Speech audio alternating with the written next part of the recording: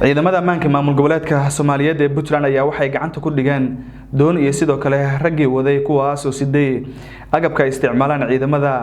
doontan waxaa lagu qabtay gobolka Bari gaar ahaan magaalada lagu magacaabo ama deegaanka xeebta ku yaala ee qow oo hoostaga magaalada Boosaaso ee xarunta ganacsiga maamulka Puntland doontan waxaa la sheegay inay ka timid dalka Yemen isla markaana siday agabka iyo sidoo kale dareeska ay xirtaan ciidamada dawladda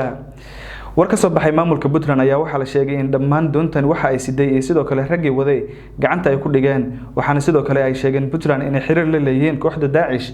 ee ka dagaalanta buuraleyda Calmiskaad ee ku yaala gobolka Bari ee maamul goboleedka Soomaaliyeed ee Puntland ayaa waxa ay sheegtay in talaabo adag ay ka qaadi doonto doontan raggii waday oo dhamaantood Soomaali ah isla markaana lagu qabtay deegaanka xeebta ku yaala ee lagu magacaabo qow oo hoostaga magaalada Boosaaso ee xarunta ganacsiga maamulka Puntland ayaa howlgalo cir iyo dhul waxay kula dagaalamayeen mudooyinkii ugu dambeeyay ama ay kula dagaalamayeen buuraleyda Calmiskaad koox ka tirsan Daesh ee halkaas fariisin ka sameystay waxaana dagaaladaas ka dhashay qasaare kala duwan Puntland waxay guulo ka sheegatay dagaalkan iyadoo sidoo kale dhawaan soo bandhigtay ciidamo ay sheegeen in ay kooxda Daesh ka weerarayaan dhinaca xeebaha ee badda maadaama ay sheegeen in qaar ka mid ah kooxda Daesh ay isticmaalaan badda deegaanada maamulka Puntland ku yaala gaar ahaan gobolka Bari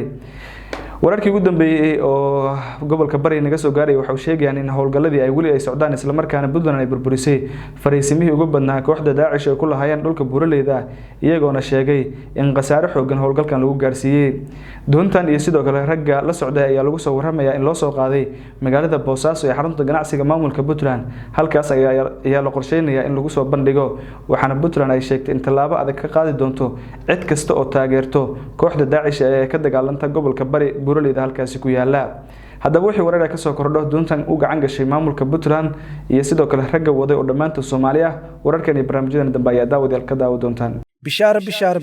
shirkadda isgaarsiinta Somtel oo soo kordhisay adeega Kaafiya Plus kaasoo aad ka heli kartid $0 ilaa iyo $50 haddaba macaamiil ku shuba $0 oo hel 1.5 GB oo ay la socoto 70 daqiiqo iyo 50 fariin qoraale ku shuba $1 oo hel 3 GB oo ay la socoto 140 daqiiqo iyo 50 fariin qoraale sidoo kale macaamiil ku shuba $2 oo hel 6 GB oo ay la socoto 280 daqiiqo iyo 100 fariin qoraale ku shuba $5 oo hel 13 GB iyo bar oo ay la socoto 600 daqiiqo iyo 200 fariin qoraaleeda sidoo kale macaamiil ku shubo $10 oo hel 30 GB oo ay la socoto 1200 daqiiqo iyo 300 fariin qoraaleed ku shubo $20 oo hel 70 GB oo ay la socoto 2400 oo daqiiqo iyo 300 SMS sidoo kale macaamiil ku shubo $50 oo hel 150 GB oo ay la socoto 6000 oo daqiiqo iyo 300 SMS adeega Kaafiya Plus waxaad ugu shuban kartaa idahab xidig hal eber hal afar gees airtime xidig 200 afar gees